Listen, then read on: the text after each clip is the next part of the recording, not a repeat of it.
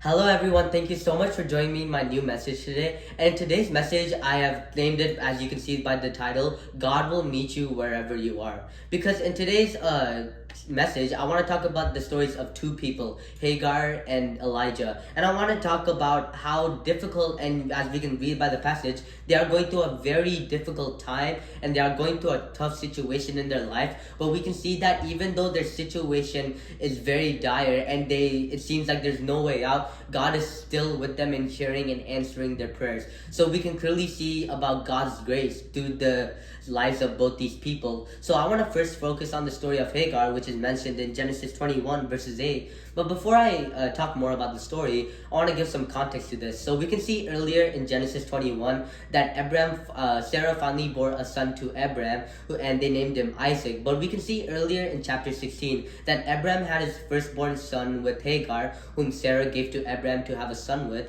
and they named him Ishmael, which means God hears. So we can see that Abraham had a firstborn with Hagar and they named him Ishmael. And then we can see here where the dilemma starts to come or rise, because Isaac was still a young and weak boy. So we can see in verse 9 where the dilemma starts to appear. But Sarah saw the son whom Hagar the Egyptian had born to Abraham was mocking. And she said to Abraham, "Get rid of that slave woman and her son, for that woman's son will never share in the inheritance with my son Isaac." So we can see that Sarah is very mad with Hagar and Ishmael because they were mocking and making fun of Isaac. So she demands Abraham to kick Ishmael and Hagar away from them because she didn't want to share the inheritance with Isaac. And we can see this whole situation makes Abraham a little distressed because obviously Hagar was a servant and Ishmael was the son born to him. And Abraham was very confused about the situation and didn't know what to do. But we can see that God was convincing Abraham to listen to Sarah, verse says in verse 12. But God said to him, "Do not be so distressed about the boy and your slave woman. Listen to whatever Sarah tells you, because it is through Isaac that your offspring will be reckoned. I will make the son of the slave into a nation also, because he is your offspring."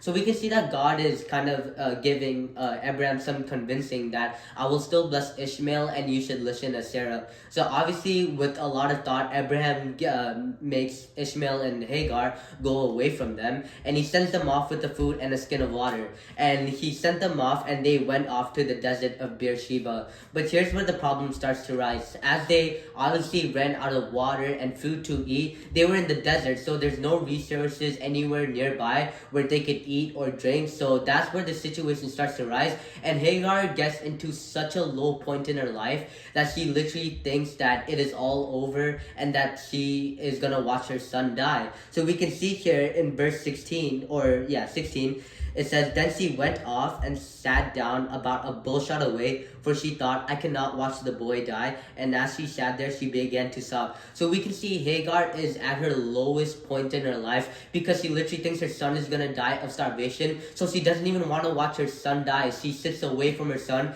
And we can see how low of a situation Hagar is in. But we can see the beautiful thing about God's grace is that He is always there with us, even when our situations are bad, even through the rough times. God is always still with us and hearing and answering our prayers. Because it says in the very next verse, verse 17, God heard the boy crying.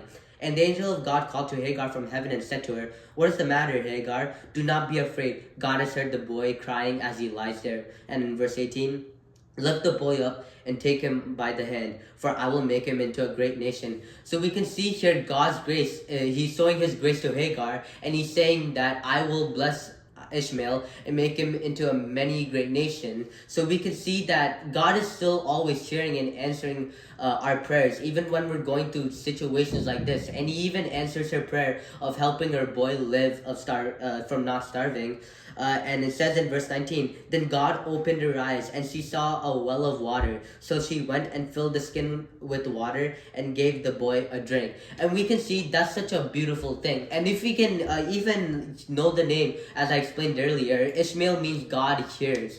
And it's such a beautiful reminder, especially reading this passage, is because it shows that even though Hagar was going through a difficult time and thought her son was going to die and sat away from him, God was still with her and answered her prayers no matter what the situation is. So that's just such a beautiful reminder that God will be with you everywhere, wherever you are, no matter whether you are at the top or the very lowest in your life. God is still always with you and answering your prayers. And the second example I want to talk about was the story of Elijah. And again, giving some context, Elijah went up on Mount Carmel with the other prophets who worshiped Baal, and they both were to pray for fire from the sky to fall down. And obviously, the prophets of Baal tried to call down fire from heaven, but they did not succeed. But when Elijah prayed to God, fire fell from the sky and it came and consumed and burned all the prophets of Baal. So we can see the queen of Jezebel was obviously very mad about this, and when Ahab returned back from home, she told Ahab about everything that Elijah did to the prophets.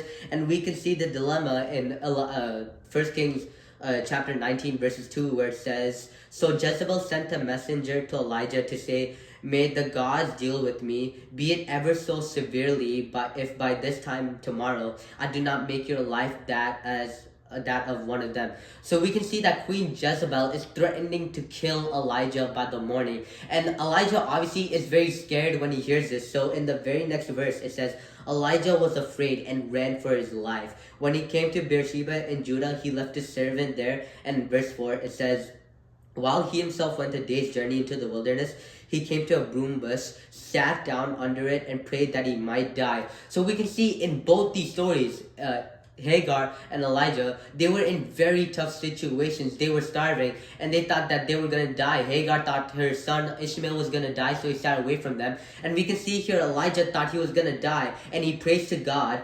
"I have had enough, Lord," he said. "Take my life. I am no better than my ancestors." Then he lay down under the bush and fell asleep. And we can see that Elijah is also in this very low point after running away from Queen Jezebel. He's in this very low point that he thought he was going to die because he had no food. But then again, I love how God's grace just shows up for him and is always with him. God will meet you wherever you are, even at your lowest situations. And when Elijah was at his lowest and when he was starving and when he thought he was going to die, that's when God's grace shows up. Because in the very next verse, it says, "All at once an angel touched him and said, 'Get up and eat.' He looked around, and there by his head was some bread baked over hot coals and a jar of water. He ate and drank and then down again." So we can see clearly that God is answering the prayers of Elijah, or Elijah prayed for that he might die because he didn't want to bear with it. But we can see God's grace shining so powerfully, and it's such a beautiful reminder that God will meet you everywhere, because we can see these stories,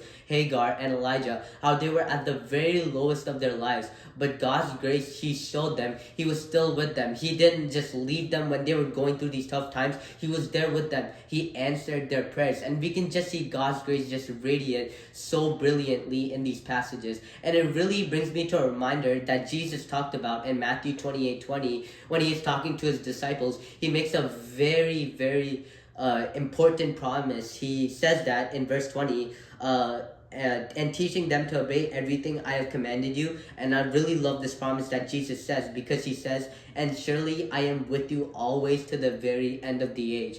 So it's just a beautiful reminder seeing both these stories and hearing this promise of Jesus saying that I will always be with you. So it doesn't matter how close your relationship with God is. If your relationship is far away and you feel like you can't pray to him anymore, you feel like he won't listen to your prayers anymore because your relation is so far away and you're at your lowest point, this is a beautiful reminder to never stop praying and never cease to pray, because Jesus promised that I will always be with you. And we can always see God helping these people at their lowest. And there's many examples of God helping these people who felt like there's no solution for their situation, but we can see God always being with them at their lowest point. So whether you have a very close relationship with God or haven't prayed in a long time, just remember to always pray to God, because he is always there with you. He will meet you wherever you are. He will still hear your prayers and answers, because he is a very graceful God and he listens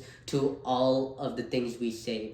So thank you for listening to this message. I hope you got the message of just being close with God, but even if you're not, you can still come back, because God will always be waiting for you, and God will always be there with you to the very end of the time, as we can see by the examples of Hagar and Elijah, that God will always be with you wherever you are. So thank you for listening to this message. I hope this message blesses you, and I will see you in the next message.